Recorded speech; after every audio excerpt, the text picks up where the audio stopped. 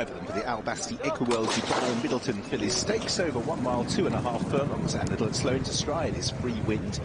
As a result, she finds herself right at the back of the field as Sapphire Seas and William Buick moving up on the rail, Blue Stocking in the Juddmonte green, pink and white. Carnarvon races disputing second place with a length back to Infinite Cosmos.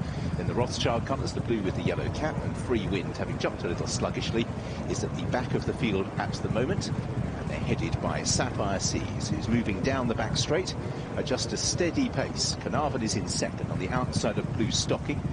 Fourth place is Infinite Cosmos, and if Free Wind is going to adopt the tactics that were suggested by John Gosden, well, she's at the back.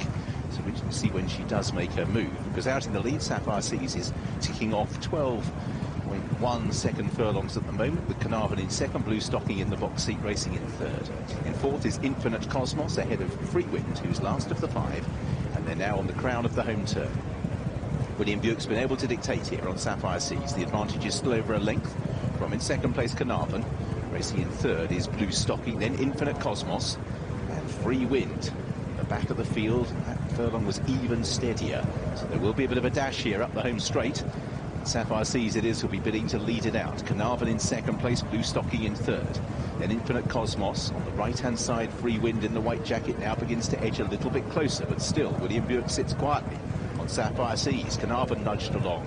Then behind these, Blue Stocking on the right. Free Wind is now being asked to quicken, but at this trip it's taking her a little while. Infinite Cosmos on the left-hand side is coming into it. Sapphire Seas had the run of the race. Blue Stocking, Rossa ghosts alongside, doesn't want to take it up too early, sitting there quietly. Infinite Cosmos in third. Free Wind doesn't have the ability to quicken. Blue Stocking is now asked to go and win the race that eluded her so many times last year, and she's gone 2 lengths clear. From Sapphire Seas in second, Infinite Cosmos.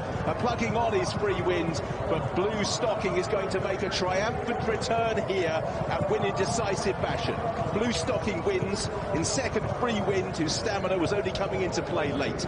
In third was Infinite Cosmos, then Sapphire Seas, and well beaten was Carnarvon, who was eased down perfectly okay, but has crossed the line a long way behind. So a tale of 2 fillies who were dropping back in trip, and in Blue Stocking's case, it turned out to be exactly up her street. She was better positioned in the run, but she travelled by far the best. Rossa waited as long as he dared, but eventually shook up Blue Stocking, who bounded away. Not that many horses rated 113, have only won 1 race. Now she's won 2. Free Wind, they didn't really run to suit her, missing the start rather torpedoed their game plan, but was still beaten a long way.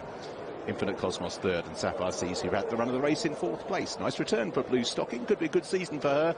She holds entries in the Tats Gold Cup, the Coronation Cup, the Hardwick and the Irish Pretty Polly. So hopefully we'll be seeing a bit of her on ITV this year. She was having a look down the lens there, wasn't she, Blue Stocking? This is very good. She's swinging away here.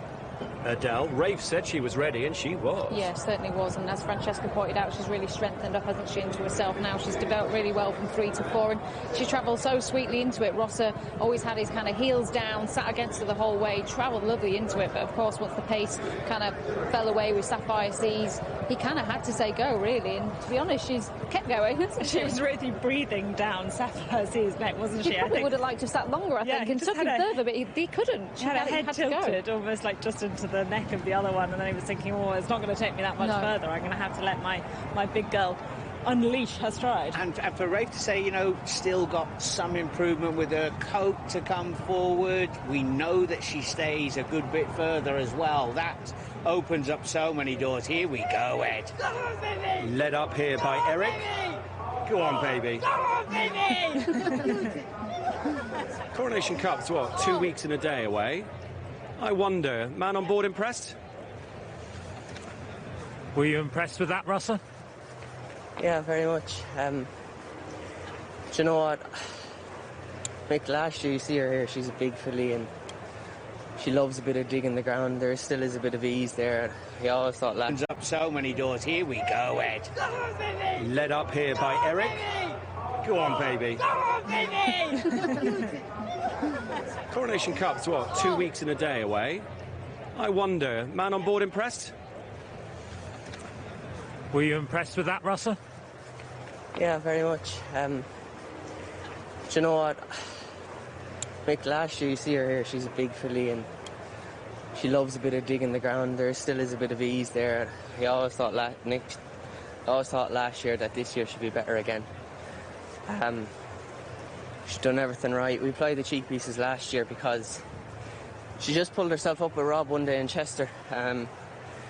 But today she's really started to figure things out, and I think she's a filly that's going to be on the up and down. But she looks the real deal, and Rafe thinks she'll improve a little. I think she will. I think Rafe always held her in high regard, and her work at home would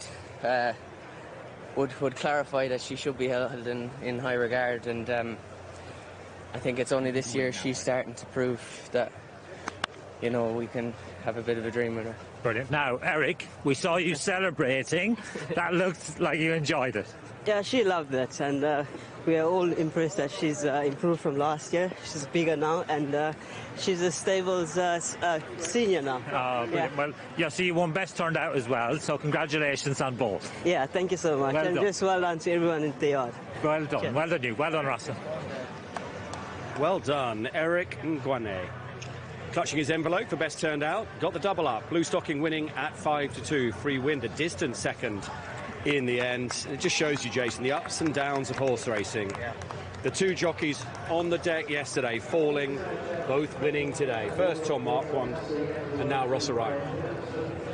Yeah, I think that she's going to be a real force this season. Interesting what Rossa was saying there about the cheek pieces. On one occasion, she was a little bit questionable. They might come off in time. I did say that straight away to Ed. I felt like she didn't look like she needed them today.